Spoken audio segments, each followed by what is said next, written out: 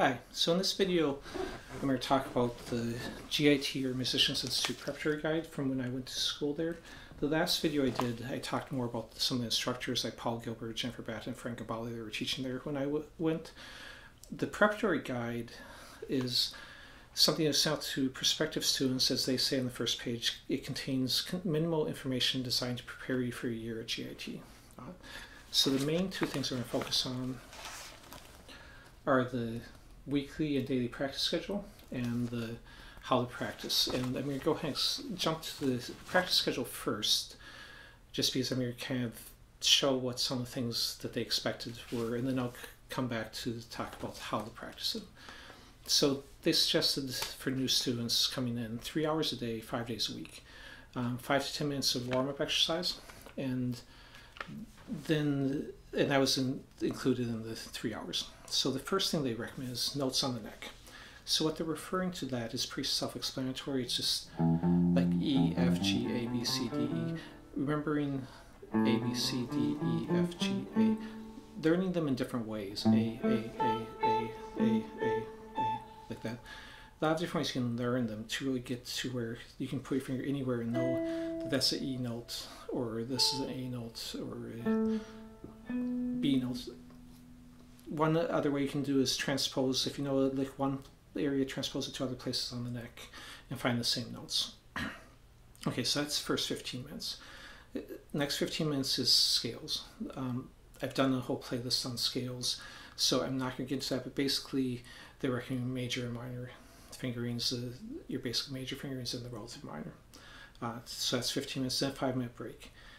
They are big on not wanting people to lose their focus. So usually they'll work in 5-minute breaks every half hour or so, so that you don't get to that point of diminishing returns where you're really not focusing as well as you could be. The next section is interval skips. So what they mean by intervals is if you take like a major scale, instead of counting C, D, E, F, G, A, B, C, you count the numbers 1, 2, 3, 4, 5, 6, 7, 8. 8 is when you get back to the one you started on, because there's only 7 notes in a major scale. So the interval distance or skip would be going from the first to second note would be a second. First to third note would be a third. Fourth, the shape of like a power chord. That's why it would be called a C5 in a lot of books. It's a C note and then the fifth higher. And then the 6th, 7th, and the octave. Now you can also do the minor ones. So if you did a minor scale, like a relative minor, C minor, the major third gets moved back one. So this would be considered a third this distance. The minor third would be considered a flat third or a minor third. The 6th also gets moved back one. So you get that distance instead of the major 6th. And then instead of the major 7, you get the flat 7 or minor 7. So there's different ways you can practice that. You know, you can do it as a way of ear training to get you to hear those. You know, that's something to do once you got into the school is you'd record yourself playing different intervals, and then you'd go back and try and figure out by ear. You'd record enough that you won't remember what they were, like 50 or 100, and then you try and listen to them and identify, okay, that's the 5th. Another way you can practice them is take something like a third and move it through the whole scale, playing a third off every note. Would be not, or you could take something like a 5th and then try and improvise using that interval. So there was another 5th I used. So a lot of different ways you can kind of work your intervals. Then arpeggios. So they were mostly recommending 7th arpeggios, major 7, minor 7, dominant 7. Because again, this school, even though there's a lot of good metal and rock players and blues players that came out of it, it was originally started by a jazz player. So it's still a lot of jazz-oriented curriculum on it. Again, I've got a whole playlist on arpeggios, so I'm not going to get into those heavily on this. Then another 5-minute break. Then chords for 15 minutes. Now, I'm going to go ahead and show the chords they are, because I haven't done a lot of videos on chords, and what they're showing is more jazz type ones. So this is a 2-5-1 in the key of G, which just means the 2nd, 5th, and then back to the 1st chord in the key, just like we're talking about the intervals. The numbers there are the fingers you're using. So for example, on that first one, A minor 7, I'm borrowing with the third finger, muffling the fifth string from strumming across, or use the thumb and fingers to pluck it and not play the fifth string. Then going down to the ninth chord, in this case the root's here, so D9. You can also do this by borrowing and then add the first string too. Then a major 7. This one again I'm muffling or not playing the fifth string. Now the next one, G major 6, a lot of people maybe haven't done. So if I'm coming from this G major 7, the pinky can stay in the same spot. Second finger goes up, the other two fingers go in place. Again, muffling the fifth string or not playing it. And this would be a G major 6. They then show 4 other fingerings for the same chords. But so that would be an example of the types of chords they want you to learn before going there. Once you got there, you'd learn all the alterations, extensions, and everything else. But they wanted you to have some basic foundation on. Then 30 minutes of reading, so sight reading. And in this book, they then give some, they go over like key signatures and some basic rhythmic reading and other things, and explaining what the different rhythms are. Not holding this up very good. You can kind of see though. So, but it's basically sight reading. They want you to, a lot of the curriculum was done in standard music. Even some of the stuff by the rock players like Paul Gilbert were written in standard music and not tab at that time period.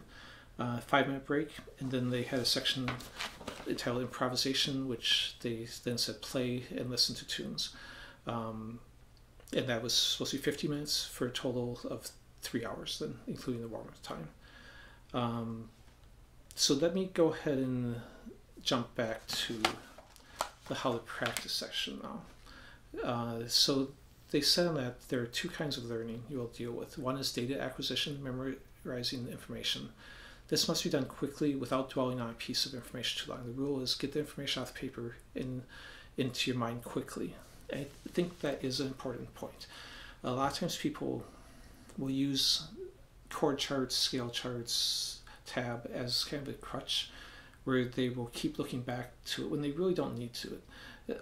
Oftentimes the students take the music away and they actually can play it fine without it. They just use it as a mental crutch because they don't believe they can.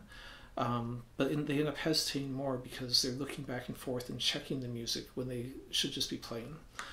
So you really need to, especially if you're practicing scales or arpeggios or something like that, if you don't have the shape memorized, you can't improvise it. You won't recognize it when you see it in a song.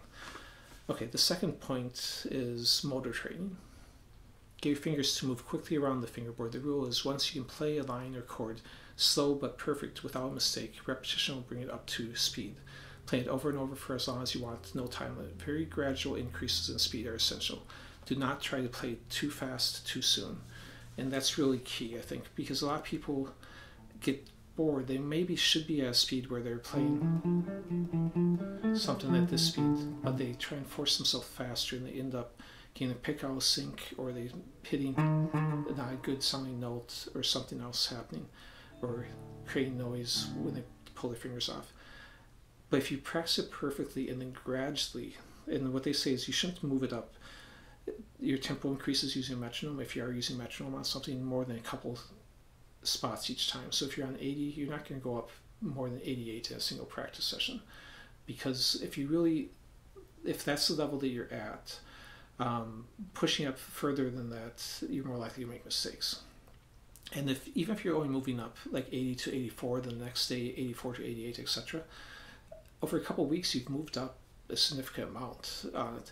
So because each one of those movements is very small as far as the number of beats per minute that are actually added in. You won't notice yourself moving up. It's like weightlifting. You add a couple more pounds at a time. You don't add 50 more pounds at a time.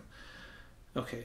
Then they talk about time frames, like we had on the previous page when those times I listed. This is the maximum amount of time you should spend on exercise in any one practice session. You may, of course, work on any exercise more than once a day, it says. Of course, I wouldn't be this structured. I'm not going to put a timer on it and have set time frames on. It's just not how I like to practice. I'm not that structured of a person. But if that's something that helps you, that's something you can do. And then the last thing they mentioned on the practicing is starting tempo using a metronome set at speed, which you can now play the material perfectly. Play with no mistakes no matter how slow you have to go. And again, that's kind of what we're already talking about. Later on in the book, they show examples like the 251 in half dozen different keys, and again, some sight reading practice and stuff. But anyways, and as far as that practice regimen, I don't think that is appropriate for everyone. I think, for example, the sight reading, it's important to build sight read rhythms, I would say, more than notes, unless you're a classical or jazz player who has to read notes all the time, or going to like someplace like that where they're going to expect it in the college courses. So you find what works for you. This is just what they were recommending, not necessarily what I'm recommending.